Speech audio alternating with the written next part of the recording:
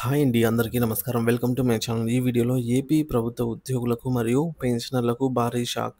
June 1 నుండి ఇచ్చే జీతాలు, పెన్షన్లు బంద్. దీనికి సంబంధించినటువంటి పూర్తి సమాచారాన్ని వీడియోలో తెలుసుకుందాము. వీడియోని ఎక్కడ గాని స్కిప్ చేయకుండా ఎండ్ వరకు చూసేయండి. అప్పుడే ఇన్ఫర్మేషన్ పూర్తిగా అర్థమవుతుంది. వీడియో చూస్తున్న ప్రతి ఒక్కరు వీడియోకి లైక్ చేయండి ఫ్రెండ్స్. వీడియోని తోటి ఉద్యోగ పెన్షన్ మిత్రులతో అయితే షేర్ చేయండి. కొత్తగా మన ఛానల్ చూస్తున్నవారు ఇంకా ఎవరైనా సబ్స్క్రైబ్ చేసుకున్నట్లయితే వెంటనే మన ఛానల్‌ని సబ్స్క్రైబ్ చేసుకోండి.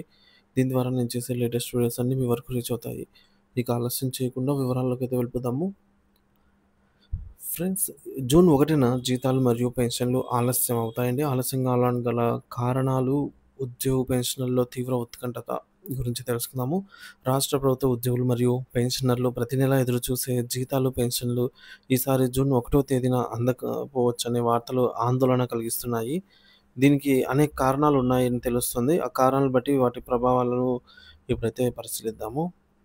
జూన్ 1 ఆదివారం కావడం. సాధారణంగా ప్రభుత్వ కార్యాలయాలకు ఆదివారం సెలవు దినం. బ్యాంకులు కూడా పనిచేయవు. అందువల్ల జూన్ 1న ఆదివారం కావడంతో ఆ రోజు జీతాలు, పెన్షన్లు జమ కాకపోవడానికి ఇది ఒక సాంకేతిక కారణము. గతంలో అరుదుగా మాత్రమే ఆదివారం లేదా సెలవు దినాల్లో జీతాలు జమ అయిన సందర్భాలున్నాయి. కానీ అవి కూడా ప్రత్యేక పరిస్థితుల్లో ఒకరోజు చివరిలో జరిగాయి. అంటే మనకు ఈవినింగ్ టైంలో అట్లా జమ అయ్యాయి గానీ, మనకైతే సండేస్ ఇట్లాంటి రోజుల్లో సెలవు దినాల్లో అయితే జమ కావన్నమాట. మాక్సిమం జమ కావు.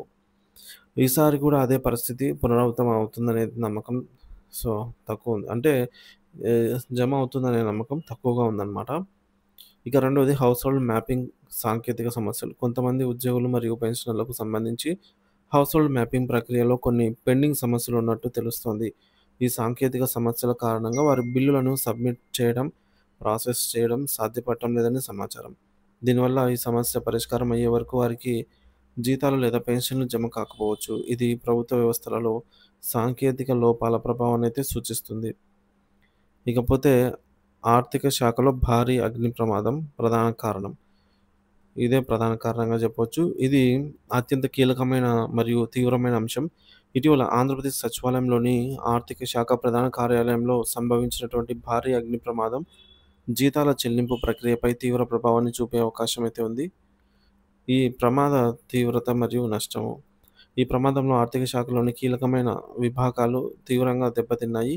అత్యంత విలువైన ప్రభుత్వ రికార్డులు, వేతనాల ప్రాసెసింగ్‌కు సంబంధించిన ఫైళ్లు, కంప్యూటర్లు, సర్వర్లు, నెట్వర్క్ పరికరాలు మరియు ఇతర కార్యాలయాల సామాగ్రి పెద్ద ఎత్తున కాలి బూడిదైనట్టు ప్రాథమిక సమాచారము. ప్రమాదానికి కారణంగా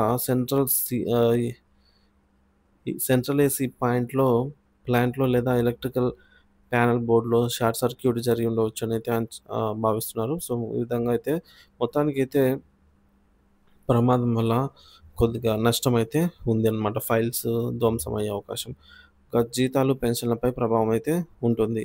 ఉద్యోగ, ఉపాధ్యాయ మరియు పెన్షనర్ల జీతాలు, పెన్షన్ల ప్రాసెసింగ్, బిల్లుల చెల్లింపులలో సంబంధించిన డేటాబేస్‌లు మరియు భౌతిక ఫైళ్లపై ఈ అగ్ని ప్రమాదంలో కొన్ని దెబ్బతిని ఉంటే చెల్లింపులలో తీవ్ర జాప్యం లేదా అంతరాయాలు ఏర్పడే ప్రమాదము ఉంది. ఇది లక్షలాది కుటుంబాల నెలవారీ బడ్జెట్‌పై ప్రత్యక్ష ప్రభావం చూపుతుందనైతే అంచనా. కాలిపోయిన దస్త్రాలు మరియు సర్వర్ల నుండి డేటాను పునరుద్ధరించడం అనేది అత్యంత క్లిష్టమైన పని అనమాట. సో, సమయం తీసుకునే ప్రక్రియ. ఒకవేళ డిజిటల్ బ్యాకప్‌లు సరిగ్గా లేకపోయినా అవి కూడా ప్రభావితమై ఉన్న పరిస్థితి మరింత జటిలమవుతుంది.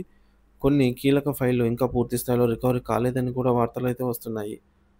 ప్రభుత్వ ఆదాయ వ్యయాలకు సంబంధించిన రికార్డులు, బడ్జెట్ కేటాయింపుల వివరాలు, ఆడిట్ ఫైల్‌లు వంటివి నష్టపోయి ఉంటే మొత్తం ఆర్థిక పర్యవేక్షణ మరియు నియంత్రణ కష్టతరం అవుతుంది. ఇది పరోక్షంగా జీతాల విడుదలను కూడా ప్రభావితం చేయవచ్చు. ఈ ప్రమాదం ఆర్థిక శాఖ ఉద్యోగులలో తీవ్ర భయాందోళనను సృష్టించింది. వారి పనితీరుపై కూడా ప్రభావం అయితే చూపింది. మొత్తానికి జీతాల చెల్లింపులపై అంచనాలు చూసుకున్నట్లయితే పైన పేర్కొన్న కారణాల దృష్ట్యా జూన్ 1వ తేదీన జీతాలు, పెన్షన్లు జమ కావడం దాదాపు అసాధ్యమని విశ్లేషకులు భావిస్తున్నారు. జూన్ 2వ తేదీ నుంచి సోమవారం నుంచి యథావిధిగా జీతాల ప్రక్రియ ప్రారంభం. ఒకవేళ అన్ని అడ్డంకులు తొలగితే డేటా రికవరీ ప్రక్రియ వేగవంతమైతే జూన్ 2వ తేదీ సోమవారం నుంచి జీతాలు, పెన్షన్లు జమ అయ్యే ప్రక్రియ యథావిధిగా ప్రారంభం కావచ్చు. దశల వారీగా జమ. జూన్ 2వ తేదీన సుమారు 60% మందికి జీతాలు, పెన్షన్లు జమ అయ్యే అవకాశం అయితే ఉంది. జూన్ 3వ తేదీ నాటికి 80% వరకు ఈ ప్రాసెస్ అనేది పూర్తి కావచ్చు. జూన్ 4వ తేదీ నాటికి దాదాపుగా అందరికీ సాంకేతిక సమస్యలు లేని వారందరికీ కూడా జీతాలు, పెన్షన్లు అందే అవకాశం ఉంది. ఇక హౌస్ హోల్డ్ మ్యాపింగ్ వంటి సాంకేతిక సమస్యలున్న వారికి మాత్రం ఆ సమస్యల పరిష్కారం అయితే తర్వాత జూన్ 5వ తేదీ లోపల లేదా తర్వాత జమ అయ్యే అవకాశం అయితే ఉంది. సో, ప్రభుత్వ స్పందన. ప్రభుత్వం ఈ పరిస్థితిని చక్కదిద్దడానికి, డేటా రికవరీని వేగవంతం చేయడానికి మరియు ప్రత్యామ్నాయ ఏర్పాట్ల ద్వారా వీలైనంత త్వరగా జీతాలు, పెన్షన్లు అందించడానికి కృషి చేస్తుందని ఆశించవచ్చు.